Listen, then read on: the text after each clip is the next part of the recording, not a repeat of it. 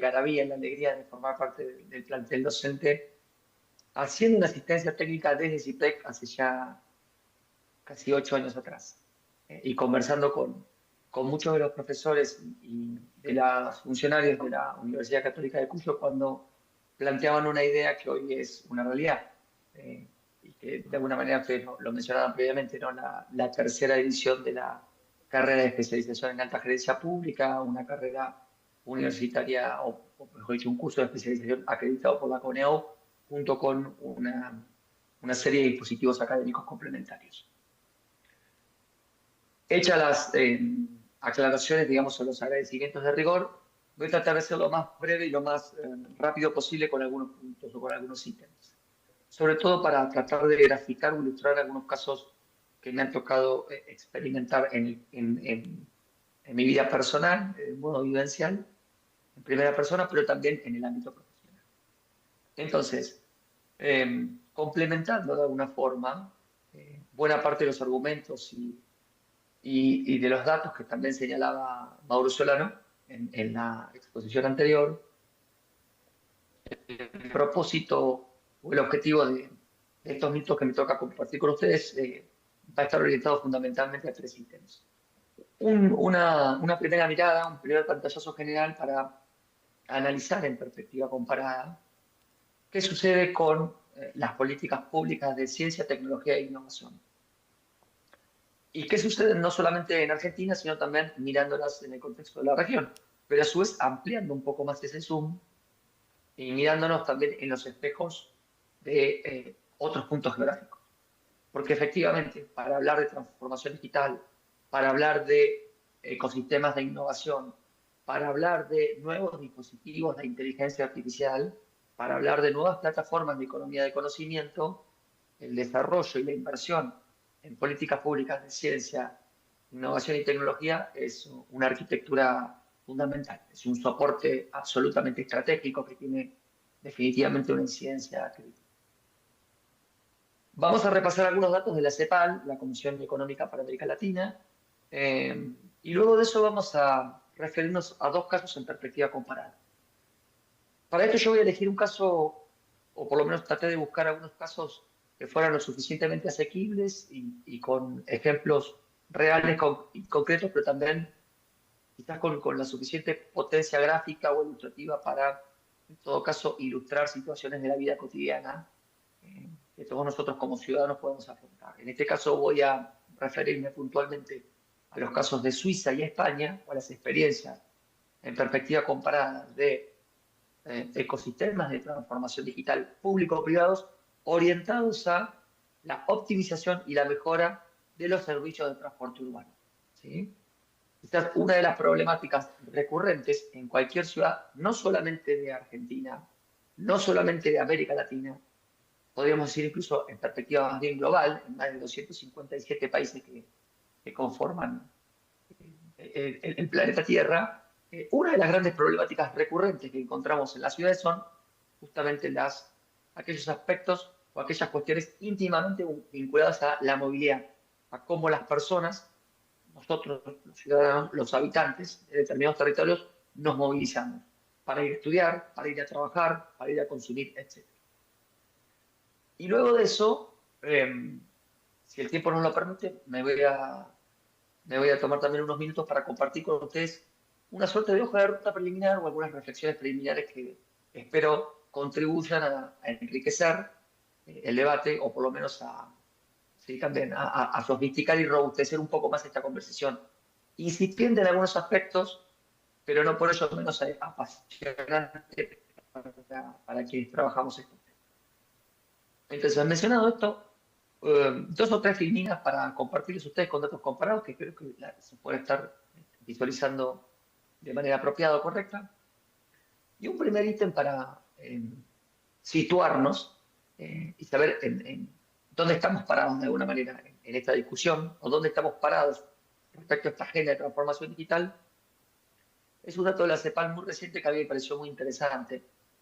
Y es situar a la región, y Argentina lógicamente dentro de la región, en perspectiva comparada respecto al gasto o al porcentaje del Producto Bruto Interno que se destina a las áreas de I+D o de I+D+I, pues investigación, desarrollo e innovación. Y ahí la primera noticia que definitivamente a partir de los datos comparados, de la evidencia sistematizada, deberíamos tener en cuenta, o por lo menos quizás la primera instancia de vaso vacío a tomar en consideración, es que en la región de América Latina y Caribe se invierte mucho menos en investigación, desarrollo e innovación que en regiones mucho más desarrolladas de otras partes del planeta, como pues de Estados Unidos, los países de la OCDE o incluso China y países del sudeste asiático. Entonces, primer punto para tomar en perspectiva comparada es cuánto estamos destinando para desarrollar ecosistemas de ciencia, tecnología e innovación en los estados en nuestros estados de nuestra región. Un segundo dato que también advierte la CEPAL y que me parece que es interesante para dimensionar la complejidad de los ecosistemas científicos tecnológicos es que hay una gran heterogeneidad dentro de lo que puede ser el gasto público o el porcentaje del Producto Bruto Interno que destinan los países de América Latina y el Caribe a desarrollar políticas públicas que incentiven o que estimulen los ecosistemas de ciencia, tecnología e innovación. En Argentina invierte prácticamente la mitad que Brasil y está un poquito por debajo del promedio de América Latina y Caribe. Ese es otro segundo dato para analizar en perspectiva comparada cuál es nuestro punto de partida, dónde estamos situados en esta maratón o en esta carrera por desplegar la agenda de transformación digital, desplegar nuevas herramientas, nuevas soluciones y plataformas de inteligencia artificial. Un tercer ítem que yo personalmente y buena parte de la literatura o de la biblioteca más especializada entiende que es un ítem de incidencia crítica en la discusión actual, en el debate actual, tiene que ver con identificar con precisión cuáles son aquellos actores que efectivamente actúan como catalizadores del impulso y del desarrollo de la ciencia, la tecnología y la innovación de esos países. Y aquí hay un elemento recurrente, o acá hay también un denominador común que entendemos que tiene que ser considerado, por lo menos que le tenemos que prestar atención, y que es que en América Latina y Caribe, a diferencia de Estados Unidos, a diferencia de los 26 países que conforman la Unión Europea, e incluso a diferencia de China, que después es todo un caso en sí mismo, y nos llevaría quizás un poco más de tiempo analizarlo con profundidad, pero esa distinción entre desde dónde parten los fondos o desde qué ámbito, como decía algunos minutos con antelación el secretario general al referirse a Pierre Bourdieu y las diferentes teorías sociológicas sobre la vinculación o la interacción entre los ámbitos o las esferas del Estado, del mercado y de la sociedad civil. Bueno, en ese sentido, la estadística producida por la CEPAL y los diferentes relevamientos de los ecosistemas científicos tecnológicos dan cuenta, o al menos muestran, que en la actualidad, para los países de América Latina y Caribe, para los 33 países que conforman la región de América Latina y Caribe, son los estados los principales impulsores de invertir dinero en fomentar, en estimular, en aumentar las escalas de los ecosistemas de ciencia y tecnología e innovación. Cuestión muy distinta o muy diferente a lo que sucede, como les mencionaba previamente, en países como Estados Unidos, la Unión Europea, China, digo, países que en muchos casos no solamente muestran otros niveles de desarrollo e innovación tecnológica, sino también otros niveles de desarrollo económico. Esto también forma parte quizás de otras agendas de discusión en materia de diseño e implementación de políticas públicas mucho más ambiciosas y mucho más complejas, ¿no? Como las teorías del desarrollo. ¿A dónde podemos pensar o imaginar países que tengan crecimiento sostenible, con desarrollo humano inclusivo, sin promover o sin invertir lo necesario y suficiente en ecosistemas de ciencia, tecnología e innovación? Y el último ítem de estos últimos reportes de CEPAL que a mí me parecían definitivamente muy interesantes de traer a la conversación o de por lo menos compartir con ustedes en la jornada de hoy, es esta otra instancia. Así como en América Latina y Caribe el gasto público o el porcentaje de PBI de inversión destinada a la ciencia y tecnología e innovación es más baja que en los países desarrollados, así como el Estado es el actor protagónico o es quien mayores recursos destina en comparación con otros actores u otros stakeholders del ecosistema privado, del ámbito del mercado, de la sociedad civil. El otro ítem que también es interesante para tener, al menos en el radar, en el análisis de la perspectiva comparada, es que los mayores flujos y stocks de inversión en ciencia y tecnología se hacen mucho más vinculados al ecosistema de investigación que el de desarrollo experimental. Eso explica quizás también en perspectiva comparada, al menos para los reportes de la CEPAL, menos por eso me siento personalmente identificado en ese abordaje metodológico y teórico. Esto explica en buena medida también cuál es el rol tan importante que tienen las universidades y los centros de investigación universitarios al momento de desplegar o de impulsar nuevas patentes de ciencia, tecnología y nuevos proyectos de investigación. Hay un mayor protagonismo del Estado, hay una menor inversión en ciencia y tecnología respecto a otros países con mayor nivel de desarrollo tecnológico, pero por otro lado también ese desarrollo de la investigación y la innovación está mucho más orientado y mucho más propiciado desde el ámbito académico y científico que desde el ámbito experimental. ¿Sí? Entonces, teniendo en perspectiva esta mirada comparada de lo que sucede en materia de ecosistemas científicos y tecnológicos en América Latina y el Caribe, yo me voy a permitir ahora compararles o traerles a la conversación dos casos. Dos casos que, como les decía previamente, para mí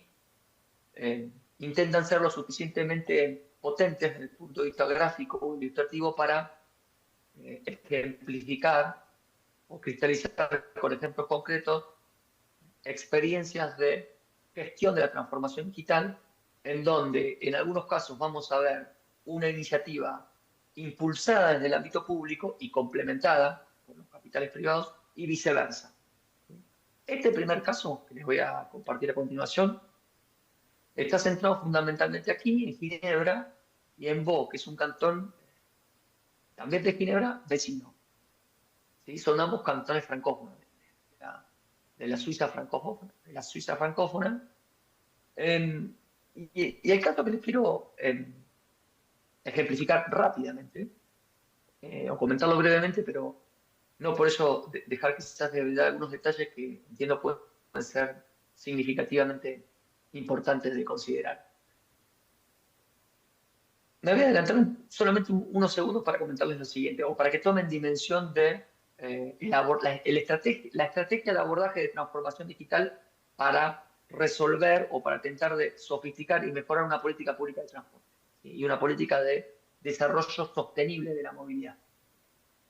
Estamos hablando, quizás ustedes lo pueden ver en el margen superior derecho, ahí tienen todos los cantones, para recordarles simplemente que aquí en Suiza hay, digamos, la configuración de 15 cantones que están divididos entre tres países distintos: Francia, Italia, Alemania y la propia Suiza, ¿no? Digo, quiero decir, hay una combinación muy particular de la dinámica del federalismo suizo en ese sentido, pero en un territorio de 16 kilómetros cuadrados, que es lo que se extiende la ciudad de Ginebra, el cantón de Ginebra, no solamente la ciudad, sino el cantón de Ginebra, hay casi 1 millón de personas que transitamos y que cruzamos diariamente la frontera. ¿Sí? Personas que vamos a trabajar, que somos fronteliers, somos fronterizos, que vivimos en un lado, pero que vamos a trabajar a otro lado, que nos dirigimos y que nos transportamos de un país a otro. Ginebra es el cuarto destino más visitado de la Unión Europea. Y bueno, en ese ecosistema van a encontrar una gran cantidad, más de 2.133 empresas multinacionales que conviven y coexisten con el principal hub de la cooperación europea, que es, digamos, la sede europea de Naciones Unidas, y con más de 460 organizaciones de la cooperación internacional. Entonces, en ese ámbito, en este territorio, y bajo este sistema político, institucional y económico, la empresa TPG, Transport Public Généraux, empezó a desplegar hace ya casi 2 años un modelo experimental de inteligencia artificial para optimizar el costo de la tarifa en función de los horarios, los trayectos, y para potenciar y escalar los recorridos intermodales. Básicamente, ¿qué consiste esto? ¿Cuál es, digamos, en resumidas cuentas, la propuesta de desarrollo experimental que propuso la empresa, articulándolo luego con las autoridades gubernamentales de la ciudad de Ginebra y luego de la ciudad vecina, del cantón vecino, que es el cantón de Vaud, al cual también brinda servicio de transporte público por tranvía, por bus y por bicicletas eléctricas, esta misma empresa. Ese desarrollo de modelo experimental basado en inteligencia artificial, como les decía, permitió elaborar una plataforma basada fundamentalmente en los datos que los propios usuarios y consumidores, o en los datos que nosotros, los propios usuarios de las diferentes modalidades de transporte, brindamos a través de una aplicación. Y esa aplicación, ideada, diseñada e implementada por esta empresa, es una empresa privada, pero que tiene una participación estatal. Es una participación minoritaria, pero también es un ejemplo quizás interesante también de traer a colación, porque no deja de tener un formato público-privado. Si bien es un formato mayoritariamente privado, esta es la empresa que presta la mayoría de los servicios de transporte público en el área metropolitana de Ginebra y en el cantón vecino de Vaud. Es una empresa privada que también tiene capitales y fondos públicos. Y dentro del despliegue de esta modalidad de plataforma de transformación digital, lo que se fueron desplegando a lo largo de los últimos 5 años, la pandemia, por supuesto, que también explica en buena medida, junto con los objetivos de desarrollo sostenible, junto con el financiamiento que provee en parte la cooperación europea en lo que se denominan las transiciones gemelas, la transición digital por un lado, pero la transición verde por el otro. Algunos de los aspectos que también conversaba, o mejor dicho, mencionaba el secretario general en su alocución al inicio de esta jornada, el despliegue y la preocupación y la prioridad por diseñar políticas públicas que contemplen aspectos vinculados al calentamiento global o a la sostenibilidad, sobre todo del transporte público basado en electricidad, digamos, transporte público eléctrico y ya no transporte público a combustible, ha planteado, entre otras metas, que para fines de este año el 79% de las personas que habitamos circunstancial, temporal, permanentemente en Ginebra y en el cantón de Vaud se movilicen de manera interurbana, sea a través de un bus, sea a través de un tren, sea a través de una bicicleta eléctrica, sea utilizando cualquiera de estas tres modalidades, mayoritariamente a través de estos componentes. Esto es, el vehículo pasa a ser un elemento, el vehículo privado pasa a ser un elemento cada vez más residual a la hora de movilizarse, a la hora de trasladarse de un punto al otro, como les decía, sea para consumir, sea para trabajar, sea para estudiar, sea para pasear. Esta iniciativa, que tiene ya 4 años de experiencia de desarrollo, insisto, impulsada desde el sector privado, pero articulada de manera cada vez más robusta y de manera cada vez más coordinada con algunas agencias gubernamentales, en total 12, porque no solamente, esto también quizás es interesante de mencionar, no solamente involucra al área gubernamental específica del transporte, sino también a otras áreas gubernamentales que se encargan de la gestión de los datos, que se encargan de las regulaciones en materia legal, pero también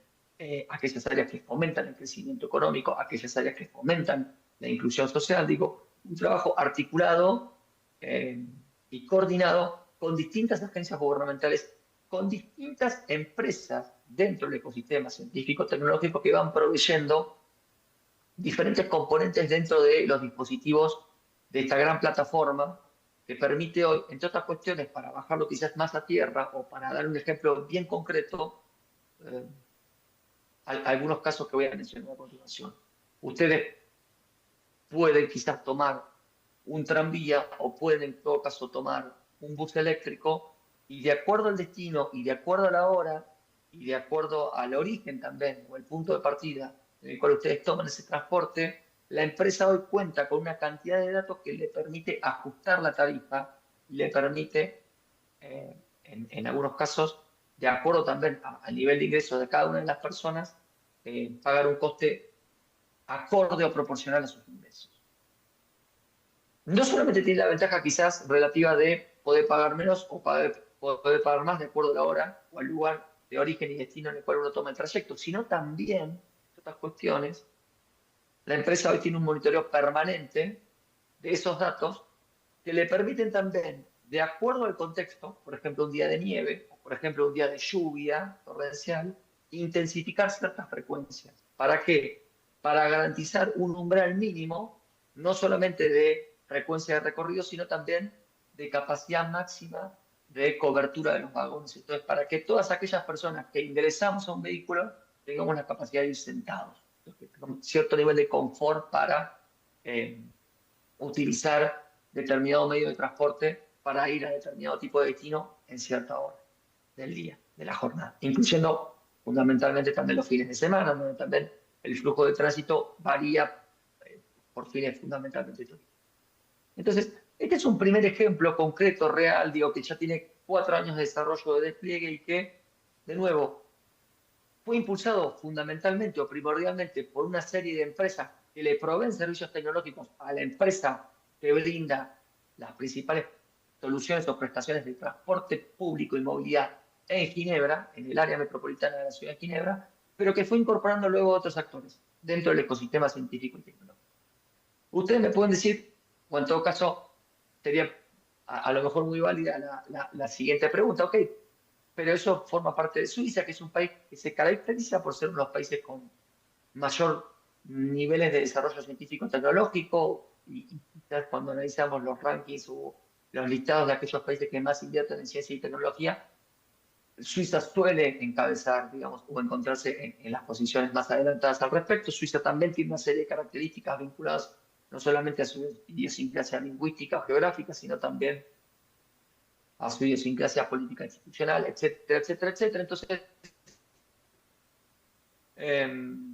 podríamos pasar quizás al segundo caso. Esto es, quizás a un caso que probablemente, el caso español, situado en las ciudades de la región de Cataluña, en las provincias tanto de Barcelona como de Vic, nos puede parecer quizás un caso un poquito más cercano. O en todo caso, valga la redundancia, un caso en donde ese espejo puede ser un espejo más próximo para la agenda de discusión y la agenda de trabajo en materia de transformación digital y de herramientas y de soluciones tecnológicas vinculadas a la innovación y a la inteligencia artificial que estamos pensando, que estamos debatiendo y que en algunos casos incluso ya estamos implementando en la agenda. Entonces, conocer el caso suizo puede ser muy interesante, quizás en una mirada más realista no esté tan cercano, pero no por ello no podemos dejar de tomarlo en consideración, sobre todo porque el caso de Barcelona y Vic, que es el que voy a comentar a continuación, tomó como referencia o tomó como caso de estudio específicamente o precisamente el caso de Ginebra. ¿En qué consiste básicamente este ejemplo de transporte que les voy a mencionar a continuación? A diferencia del caso de Ginebra, impulsado y desarrollado principalmente desde el ámbito privado, desde el mercado, desde ciertas empresas tecnológicas, esta iniciativa de política pública, también orientada al transporte sostenible, también orientada a mejorar las condiciones y optimizar los formatos de movilidad, también a mejorar en última instancia o en definidas cuentas, también destinada como política pública a mejorar las condiciones en las cuales los ciudadanos o los habitantes de una ciudad se movilizan y se trasladan de un punto a otro para desplegar o desarrollar en definitiva su vida cotidiana, consumir, comprar, estudiar, pasear, vivir, en definitiva. Esta iniciativa de transporte y movilidad sostenible es impulsada fundamentalmente por la Generalitat, es impulsada fundamentalmente por el gobierno, por el Estado, por el ámbito público, desplegando un hub digital de movilidad. ¿Lo hace el ámbito público exclusivamente? ¿Lo hace el ámbito público de manera excluyente? No. Lo hace de la mano de, o lo hace con la asistencia de, o lo hace con la ayuda de un consorcio privado. Un ecosistema científico-tecnológico fundamentalmente auspiciado, financiado e impulsado por capital privado. Por capital privado catalán, por capital privado español y por capital privado multinacional, no solamente europeo, sino también americano e incluso y fundamentalmente asiático. ¿Sí? Esa quizás es la modalidad del formato de consorcio público-privado que tanto en Suiza como en España viene desplegándose con mayor intensidad en los últimos años. Al momento de formar consorcios público-privados, los capitales o los flujos de capitales del ámbito privado no se circunscriben solamente a la ciudad o al país de origen, sino que suelen ser también deslocalizados, suelen trascender fronteras. Algunas de las metas gubernamentales que se plantea esta iniciativa de movilidad y de transporte sostenible para Barcelona y Vic apunta, entre otras cuestiones, a reducir la utilización del automóvil privado a un 10%, con una meta un poquito más lejana que la de Ginebra, recién para el 2029, y tener casi como Estonia, otro de los ejemplos quizás paradigmáticos en materia de transformación digital y de gobierno digital, prácticamente el 100%, el 95% de los procesos administrativos digitalizados. Esto es la posibilidad de poder interactuar con el Estado 7 por 24 por 365, incluso de manera remota. Esto es, no necesariamente tengo que asistir presencialmente a una oficina pública de una burocracia estatal que se encuentra situada en determinada coordenada de determinado barrio de la ciudad de Barcelona en un determinado día o horario, porque lo puedo hacer incluso desde San Juan. Ahora no, porque ya son, bueno, no, sí, ahora son las 11 de la noche aquí, pero digo, podría definitivamente poder gestionar algún tipo de turno o algún tipo de procedimiento administrativo de manera remota y efectivamente virtual. Así como, de nuevo, al inicio de la presentación, el secretario general hacía algunas referencias a la digitalización del boletín oficial. Bueno, estos son algunos ejemplos concretos de cuál es la hoja de ruta, cuál es la agenda de transformación digital, quizás desde este lado del Atlántico, ¿no? Y cuáles son algunos casos concretos de políticas públicas en donde se están instrumentando soluciones tecnológicas innovadoras, se están desplegando nuevos ecosistemas de economía de conocimiento, economías de plataforma, ecosistemas científico-tecnológicos público-privados con diferente peso relativo o proporción, tanto en el ámbito público como en el ámbito privado, pero que en definitiva tienden o se orientan o promuevan una mejora de las políticas públicas, una mejora en la calidad de vida de los habitantes o de los ciudadanos de esos lugares. El último ítem interesante que a mí me parece necesario de compartir o al menos de destacar es algunas experiencias de primera mano que yo he tenido la oportunidad de conversar con algunos funcionarios de la Generalitat, de la Escuela de Administración Pública Catalana, en Barcelona, en donde ellos plantean básicamente un modelo de ganar-ganar. ¿Y en qué consiste rápidamente esta idea del modelo de ganar-ganar? Un poco también a colación o en íntima relación con lo que mencionaba previamente Mauro Solano, el expositor anterior. Los funcionarios públicos nos dicen, o por lo menos me comentaban a mí en alguna ocasión, nosotros somos muy conscientes de la cantidad de datos y en este caso de la calidad de datos que generan nuestras burocracias, los distintos organismos de la Generalitat, del gobierno de Barcelona. Nosotros somos conscientes que producimos, generamos, compilamos y sistematizamos no solamente datos, sino datos de calidad que luego se conforman o construyen información de gestión. Pero de la misma manera que somos conscientes que hoy estamos en condiciones y que tenemos capacidades para construir, compilar y sistematizar datos de calidad, somos también conscientes que algunas de las herramientas y algunos de los soportes tecnológicos para escalar, para desarrollar herramientas o soluciones tecnológicas más sofisticadas o más complejas no están a nuestro alcance. O porque no tenemos ese know-how, o porque no tenemos toda la capacidad del capital humano de los recursos humanos, o porque fundamentalmente tampoco tenemos los recursos. Entonces, ahí es donde se plantea un escenario, o ahí es donde la Generalitat, ahí es donde el ámbito público, ahí es donde el Estado toma una iniciativa y despliega una estrategia y una hoja de ruta en donde, de manera proactiva, convoca a diferentes empresas del ecosistema de ciencia y tecnología e innovación,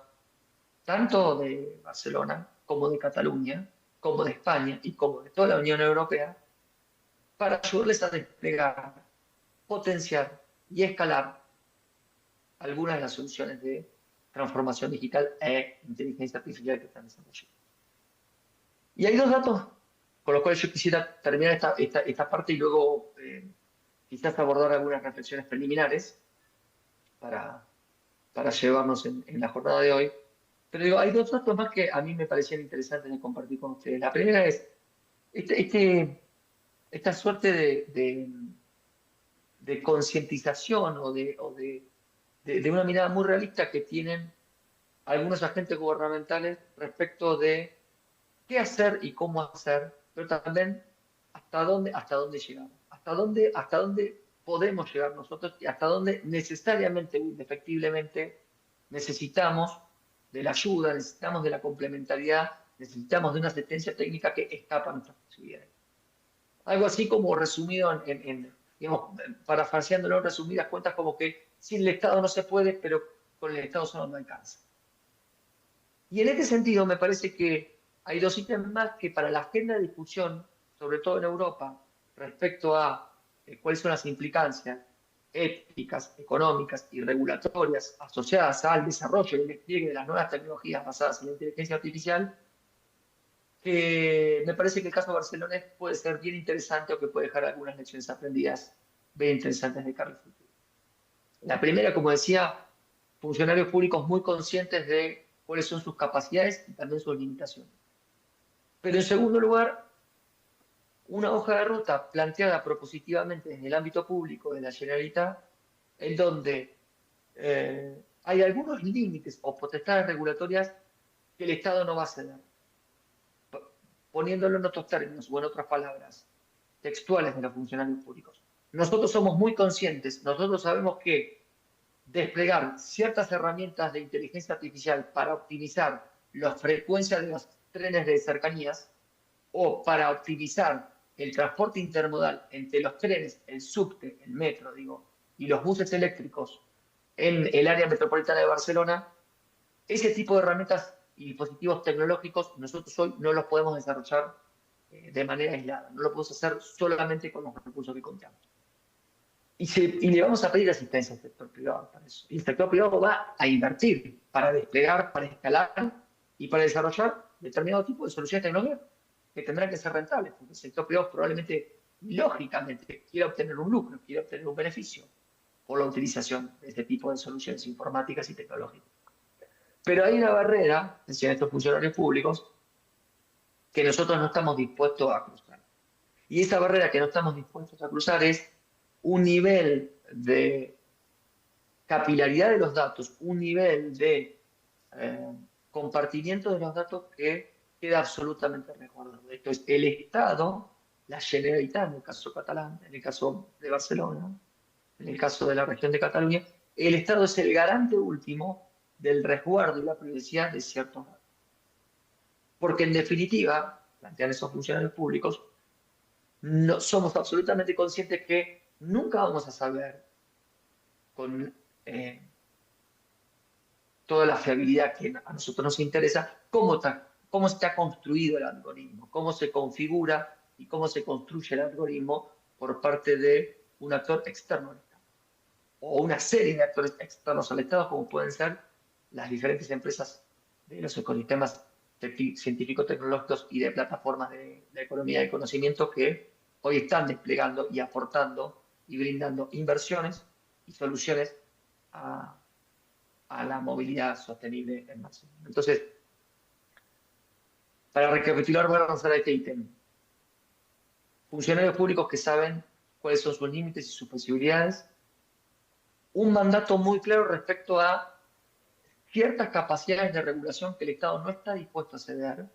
y un nivel de conocimiento y de conciencia de que también el sector privado tiene ciertos incentivos para desplegar ciertos tipos de herramientas en la medida que estas herramientas también permiten ciertos flujos o ciertos niveles de lucro.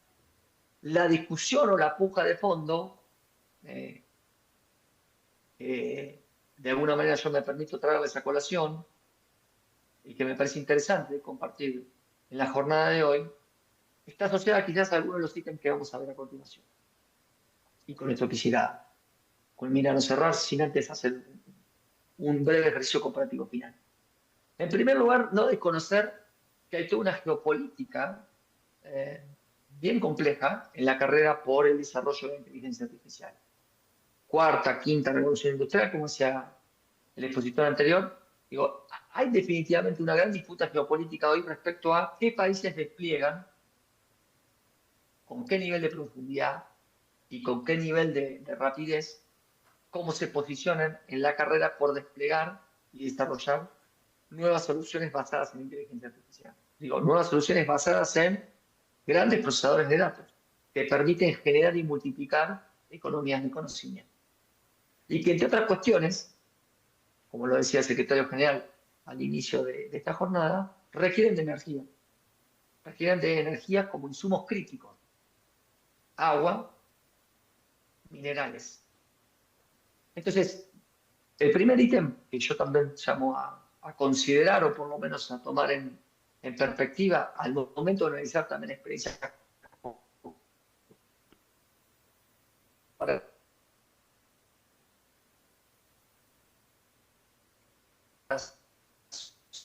sobre soluciones concretas o mecanismos de dispositivos de política tiene que ver con este contexto geopolítico, tiene que ver también con dos o tres grandes modelos, paradigmas, quizás suena un poco ambiciosos, pero plataformas o formatos en los cuales hoy están anclándose los desarrollos de la inteligencia artificial y la transformación digital.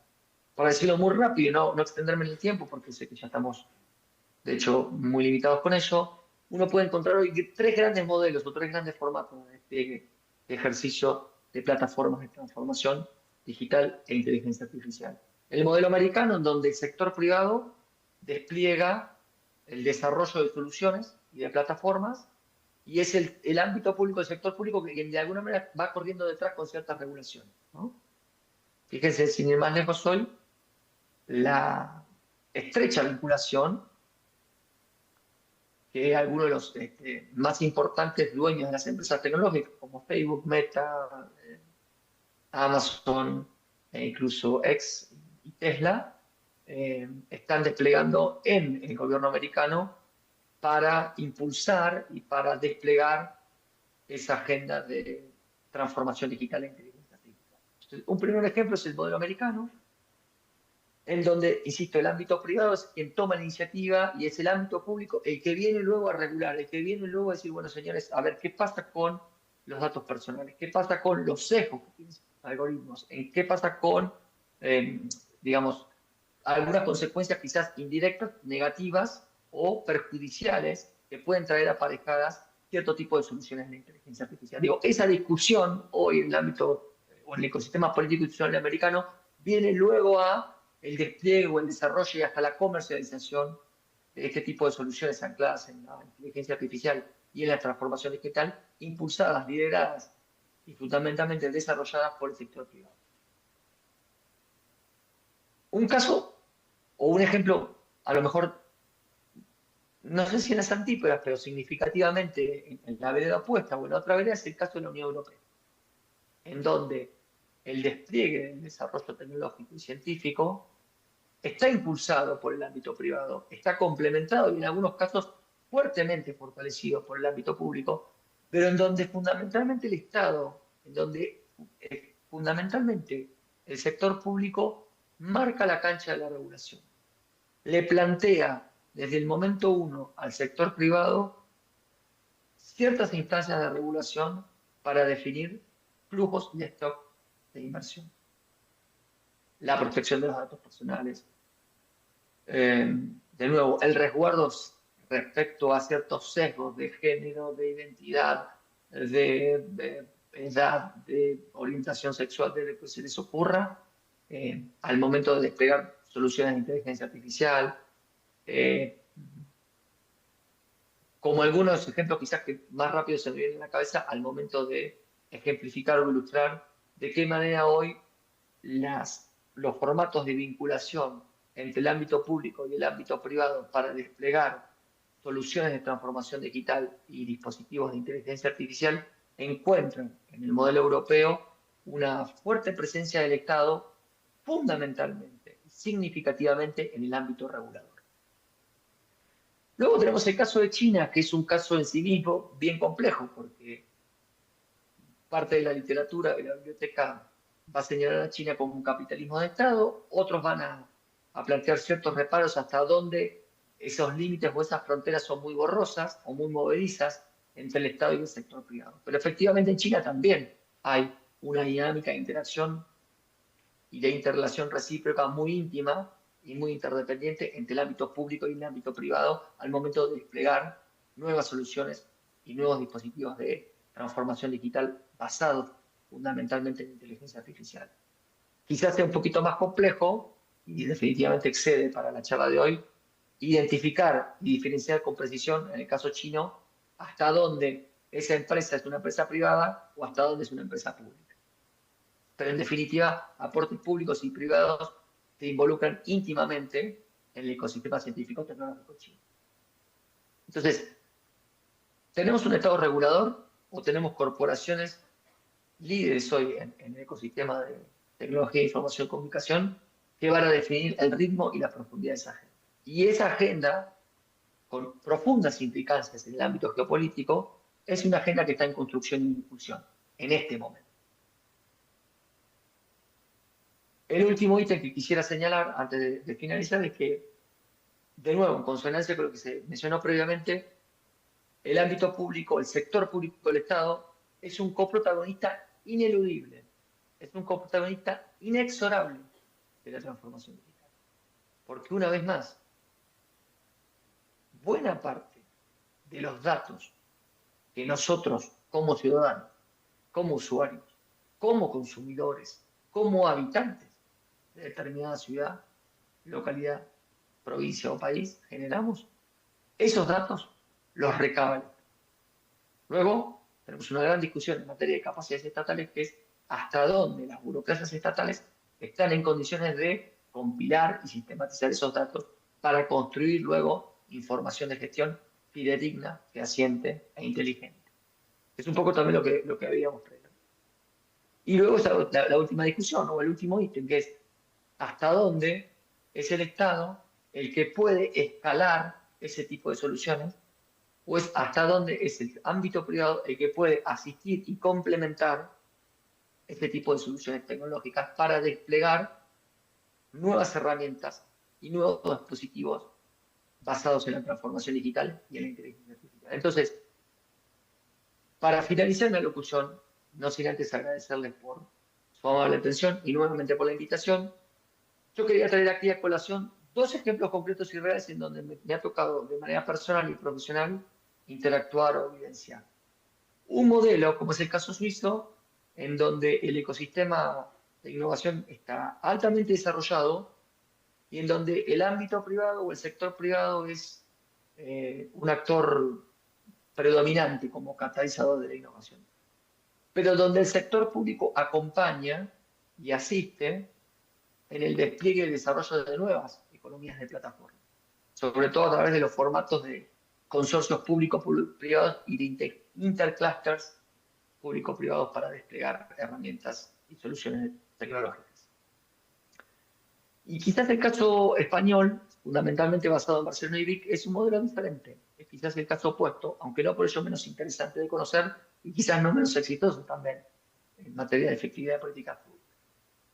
En un ecosistema de innovación en transición, el ámbito público, en este caso es el sector estatal, el que impulsa la iniciativa y el que convoca y el que llama a diferentes actores del ecosistema científico, tecnológico, privado, para formar nuevos consorcios y para desplegar nuevos formatos de soluciones de movilidad